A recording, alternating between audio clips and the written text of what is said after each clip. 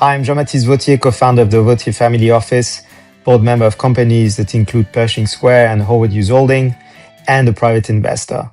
We've previously dissected the new Cold War economy, the fracturing of global trade due to strategic rivalry between the US and China. Today, we're focusing on the very sharp end of this tension, how the UK and France are managing this unprecedented economic and security dilemma, and what their strategies mean for investors and businesses.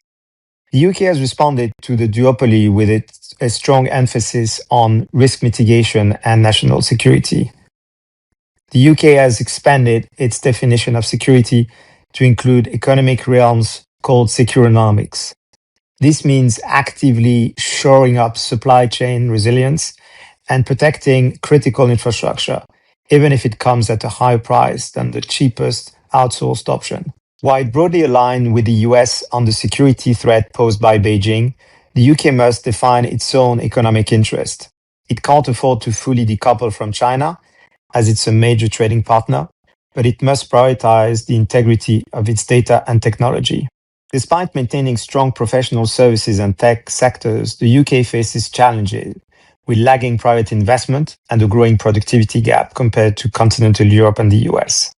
What about France now? France approaches the US-China competition from a historical and philosophical perspective rooted in multipolarity, a strategy that aims to prevent dependence on any single superpower, de-risking, not decoupling. President Macron has clearly articulated the need for Europe to de-risk its relationship with both Washington and Beijing. This is a call for strategic autonomy, minimizing the potential risk from an unpredictable US foreign policy and China's assertiveness.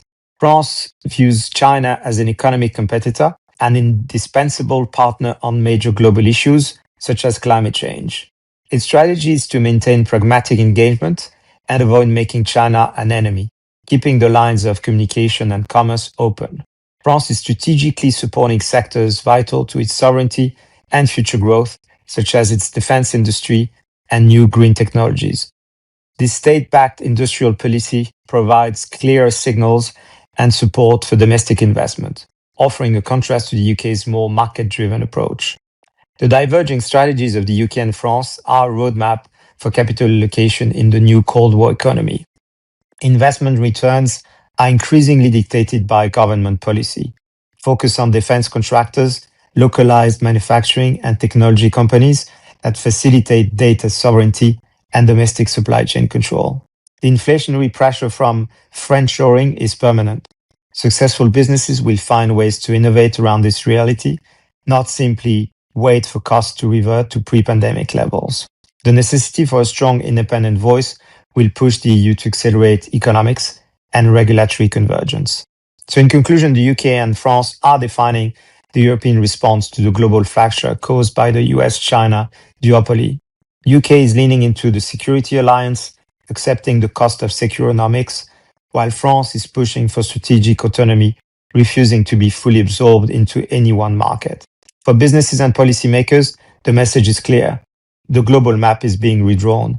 Success requires not only identifying these policy bifurcations, but positioning national and corporate strategies to harness the capabilities this shift offers. Thank you for watching. If you found this discussion valuable, please give it a thumbs up and subscribe to this channel. And if you have a topic you'd like me to discuss in a future video, please let me know in the comments below. I'll see you next time.